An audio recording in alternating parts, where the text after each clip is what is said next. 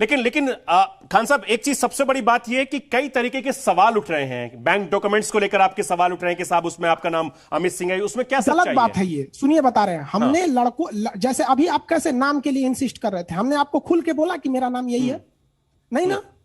उसी तरह हम बच्चे भी हमसे इंसिस्ट करते हैं कि सर आपका नाम क्या है, हम बोल देते हैं मेरा नाम जालिम खान है। फिर कभी कोई जिद करता है, किसी बैच में कह देता है मेरा नाम जहीरुद्दीन है, किसी में हम बोल देते हैं कि मेरा नाम अमित सिंह है। लड़के जिद करने लगे तो हमने ये कहा कि लोग हमें अमित सिंह कह के बुलाते हैं। अब कोई इतना कम पढ़ा लिखा है कि उसको ये भी नहीं समझ में आ रहा है कि बुलाने में और कहने में अंतर है। बचपन में मेरी मम्मी हमको विष्णु कह के बुलाती थी, तो अब क्या हमको अब कोई कहने लगे विष्णु हो गए हम? मैं एक चीज देख रहा था कि शाम आप हमारे साथ जुड़ने वाले थे, बातचीत करने वाले थे, कहीं ना कहीं आपके दिमाग में डर है। अगर डर है तो किन लोगों से आपको डर है?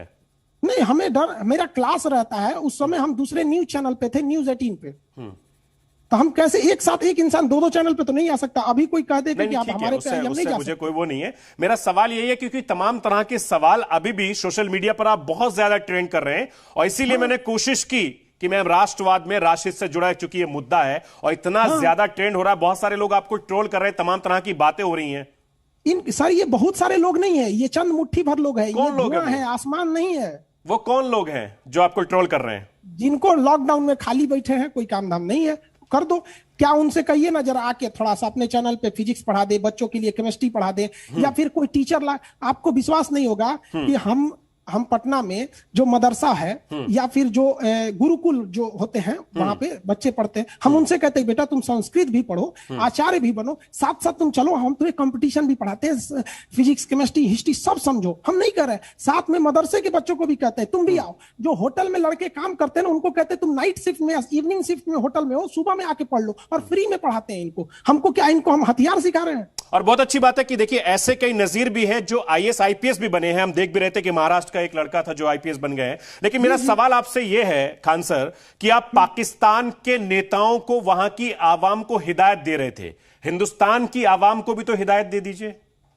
हिंदुस्तान के आवाम को हम यही हिदायत देते हैं कि भाई आप खुद समझिए, इस्लाम के हिसाब से चलिए। ज्यादा मुसलमान के हिसाब से चलेंगे तो किसको खुश रखेंगे? ये आपको हम क्या बताएं, आप बताइए। एक धड़ा कहता है कि आप मजार पे जाइए, एक धड़ा कहता है कि मजार मतलब कुछ नहीं, एक धड़ा कुछ कहता है, एक धड़ा कहता है। जब अगर ये लोग खान सर को दबाएंगे तो फिर अपने में उलझेंगे। क्या ये लोग को आप समझा सकते हैं?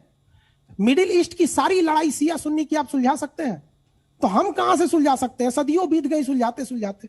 आप तो टीचर हैं, आप बच्चों को पढ़ाते हैं, आपके सामने दिक्कत क्या आती है? क्या वाकई में कुछ लोग आपको टारगेट करते हैं?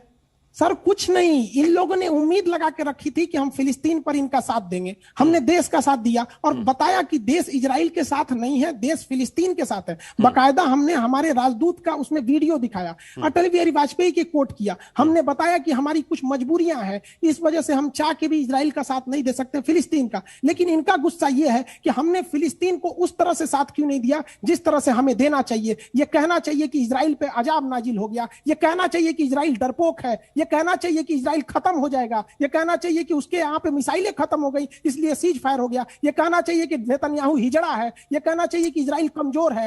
नहीं देखिए, ऐसे ऐसे शब्दों का भी नेशनल चैनल पे हम बात नहीं कर सकते क्योंकि कई लोग हैं। लेकिन सबसे बड़ी बात यह, आप तो बहुत अच्छे स्पोकन पर्सन भी हैं, क्या किसी पॉलिटिकल पार्टी की तरफ जाने का इरादा है क्या? सर हमको क्या, हम ऑफर मिले? कहां लेके जा रहे हैं सर आप हमको? एक मुसलमान की ओर खींच रहा है, एक कहीं और खींच रहा है, आप पॉलिटिकल पार्टी में खींचिए। सर जी अभी इसी को हम शांत नहीं कर पाए, आप कहां खींच रहे हैं हमें? नहीं तो ऑफर तो मिले होंगे आपको।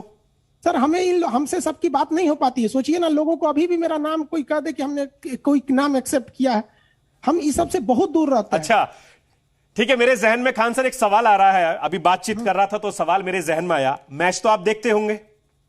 बहुत कम मैच, मूवी सब बहुत कम देखते हैं। तो मैच में अगर जब हिंदुस्तान और पाकिस्तान का मैच होता है तो किसको पसंद करते हैं आप? सर क्या बात करते हैं आप? मतलब हम बता रहे हैं ना कि खुद उस दिन वो क्या कह दे, ये आंखें उसी दिन हो जाए अंधी जो भारत के सिवा देखे सपना किसी का। तो आप तो गाना भी गाते हैं?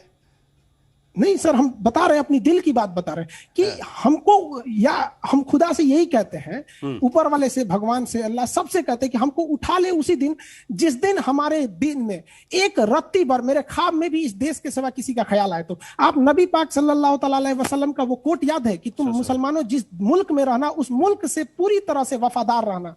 बहुत बढ़िया, बहुत अच्छी बात। और मैं आपकी